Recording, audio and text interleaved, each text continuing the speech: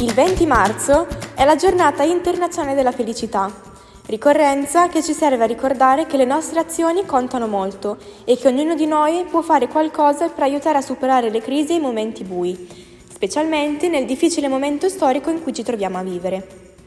Alcuni esempi?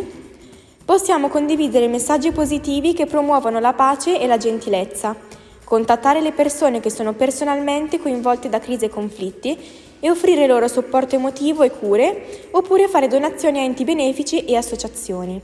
Insomma, ogni modo è buono per aiutare.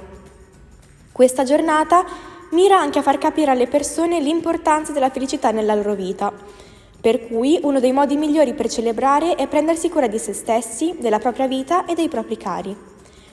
Prendersi il tempo per notare e apprezzare ciò per cui si deve essere grati, anche per le piccole cose, può far sentire le persone più felici e realizzate nella vita.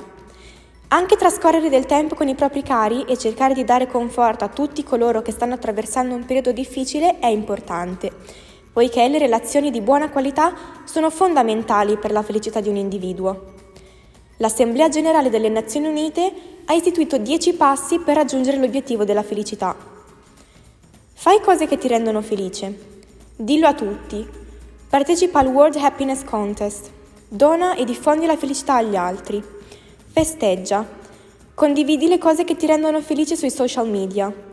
Promuovi la risoluzione. Promuovi gli obiettivi globali delle Nazioni Unite per lo sviluppo sostenibile. Goditi la natura.